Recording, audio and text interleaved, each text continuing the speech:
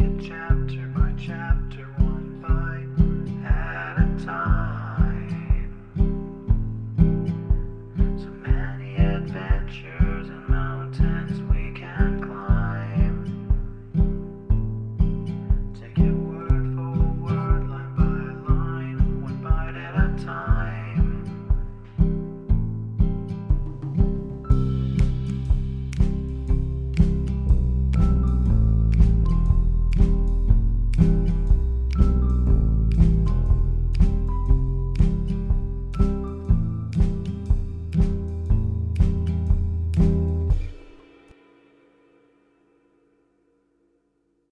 Welcome to Bite at a Time Books, where we read you your favorite classics one bite at a time. My name is Bree Carlile, and I love to read, and wanted to share my passion with listeners like you. If you want to know what's coming next and vote on upcoming books, sign up for our newsletter at biteatatimebooks.com. You'll also find our new t-shirts in the shop, including podcast shirts and quote shirts from your favorite classic novels. Be sure to follow my show on your favorite podcast platform so you get all the new episodes. You can find most of our links in the show notes, but also our website, biteatatimebooks.com, includes all of the links for our show, including to our Patreon to support the show, and YouTube, where we have special behind the narration of the episodes. We're part of the Bite at a Time Books Productions Network. If you'd also like to hear what inspired your favorite classic authors to write their novels, and what was going on in the world at the time, check out the Bite at a Time Books Behind the Story podcast, wherever you listen to podcasts. Please note, while we try to keep the text as close to the original as possible, some words have been changed to honor the marginalized communities who've identified the words as harmful, and to stay in alignment with Bite at a Time Books' brand values. Today we'll be continuing Les Miserables by Victor Hugo. Chapter 11. What He Does. Jean Valjean listened. Not a sound. He gave the door a push. He pushed it gently with the tip of his finger, lightly, with the furtive and uneasy gentleness of a cat which is desirous of entering. The door yielded to this pressure, and made an imperceptible and silent movement, which enlarged the opening a little. He waited a moment, then gave the door a second and a bolder push. It continued to yield in silence. The opening was now large enough to allow him to pass, but near the door there stood a little table which formed an embarrassing angle with it, and barred the entrance. Jean Valjean recognized the difficulty. It was necessary, at any cost, to enlarge the aperture still further. He decided on his course of action, and gave the door a third push, more energetic than the two preceding. This time, a badly oiled hinge suddenly emitted amid the silence a hoarse and prolonged cry. Jean Valjean shuddered. The noise of the hinge rang in his ears with something of the piercing and formidable sound of the trump of the Day of Judgment. In the fantastic exaggerations of the first moment, he almost imagined that that hinge had just become animated, and had suddenly assumed a terrible life, and that it was barking like a dog to arouse everyone, and warn and to wake those who were asleep. He halted, shuddering, bewildered, and fell back from the tips of his toes upon his heels. He heard the arteries in his temples beating like two forge hammers, and it seemed to him that his breath issued from his breast with the roar of the wind issuing from a cavern. It seemed impossible to him that the horrible clamor of that irritated hinge should not have disturbed the entire household, like the shock of an earthquake. The door, pushed by him, had taken the alarm and had shouted. The old man would rise at once. The two old women would shriek out. People would come to their assistance. In less than a quarter of an hour, the town would be in an uproar, and the gendarmerie on hand. For a moment, he thought himself lost. He remained where he was, petrified like the statue of salt, not daring to make a movement. Several minutes elapsed.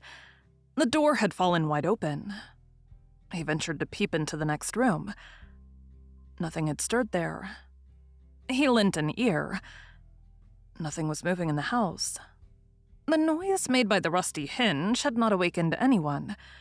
This first danger was past, but there still reigned a frightful tumult within him. Nevertheless, he did not retreat. Even when he had thought himself lost, he had not drawn back. His only thought now was to finish as soon as possible.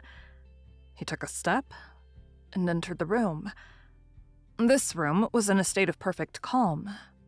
Here and there, vague and confused forms were distinguishable, which in the daylight were papers scattered on a table, open folios, volumes piled upon a stool, an armchair heaped with clothing, a prie-dieu, and which at that hour were only shadowy corners and whitish spots. Jean Valjean advanced with precaution, taking care not to knock against the furniture. He could hear, at the extremity of the room, the even and tranquil breathing of the sleeping bishop. He suddenly came to a halt. He was near the bed. He had arrived there sooner than he had thought for. Nature sometimes mingles her effects and her spectacles with our actions with somber and intelligent appropriateness, as though she desired to make us reflect. For the last half hour, a large cloud had covered the heavens. At the moment when Jean Valjean paused in front of the bed, this cloud parted as though on purpose, and a ray of light, traversing the long window, suddenly illuminated the bishop's pale face.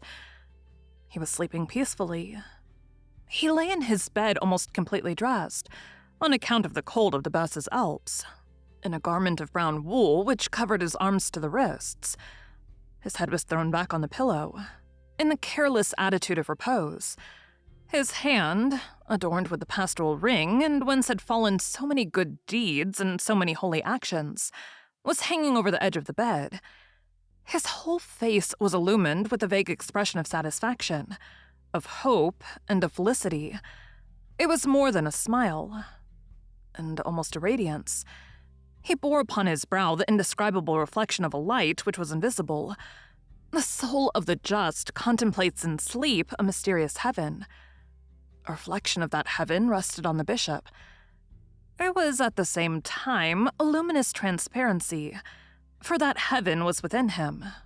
That heaven was his conscience. At the moment when the ray of moonlight superposed itself, so to speak, upon that inward radiance, the sleeping bishop seemed as in a glory. It remained, however, gentle and veiled in an ineffable half-light. That moon in the sky, that slumbering nature, that garden without a quiver, that house which was so calm. The hour, the moment, the silence added some solemn and unspeakable quality to the venerable repose of this man. And enveloped in a sort of serene and majestic aureole that white hair, those closed eyes, that face in which all was hope and all was confidence, that head of an old man and that slumber of an infant. There was something almost divine in this man, who was thus august without being himself aware of it. Jean Valjean was in the shadow and stood motionless, with his iron candlestick in his hand, frightened by this luminous old man. Never had he beheld anything like this. This confidence terrified him. The moral world has no grander spectacle than this. A troubled and uneasy conscience, which had arrived on the brink of an evil action, contemplating the slumber of the just. That slumber, in that isolation, and with a neighbor like himself, had about it something sublime, of which he was vaguely but imperiously conscious. No one could have told what was passing within him. Not even himself. In order to attempt to form an idea of it, it is necessary to think of the most violent of things in the presence of the most gentle. Even on his visage, it would have been impossible to distinguish anything with certainty. It was a sort of haggard astonishment. He gazed at it, and that was all. But what was his thought? It would have been impossible to divine it. What was evident was that he was touched and astounded. What was the nature of this emotion? His eye never quitted the old man. The only thing which was clearly to be inferred from his attitude and his physiognomy was a strange indecision. One would have said that he was hesitating between the two abysses, the one in which one loses oneself and that in which one saves oneself. He seemed prepared to crush that skull or to kiss that hand. At the expiration of a few minutes, his left arm rose slowly towards his brow, and he took off his cap. Then his arm fell back with the same deliberation, and Jean Valjean fell to meditating once more, his cap in his left hand, his club in his right hand, his hair bristling all over his savage head. The bishop continued to sleep in profound peace beneath that terrifying gaze. The gleam of the moon rendered confusedly visible the crucifix over the chimney-piece, which seemed to be extending its arms to both of them, with a benediction for one and pardon for the other. Suddenly, Jean Valjean replaced his cap on his brow, then stepped rapidly past the bed without glancing at the bishop, straight to the cupboard which he saw near the head. He raised his iron candlestick as though to force the lock. The key was there. He opened it.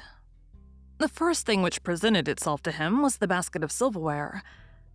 He seized it, traversed the chamber with long strides, without taking any precautions and without troubling himself about the noise, gained the door, re-entered the oratory, opened the window, seized his cudgel, bestrode the windowsill of the ground floor, put the silver into his knapsack, threw away the basket, crossed the garden, leapt over the wall like a tiger, and fled. Thank you for joining Bite at a Time Books today, while we read a bite of one of your favorite classics. Again, my name is Bree Carlile, and I hope you come back tomorrow for the next bite of Les Miserables. Don't forget to sign up for our newsletter at biteatatimebooks.com and check out the shop. You can check out the show notes or our website, biteatatimebooks.com, for the rest of the links for our show. We'd love to hear from you on social media as well.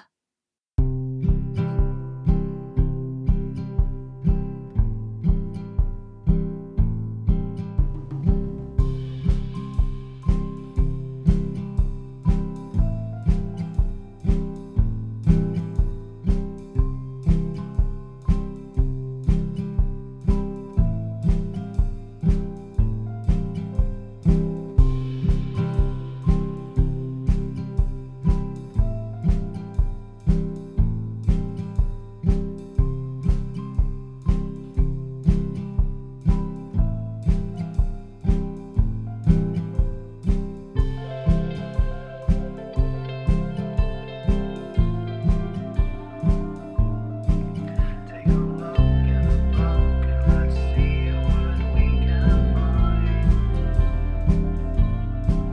Taking chapter by chapter, one bite at a time. So many adventures and mountains we can climb. Take it word for word, line by line, one bite at a time.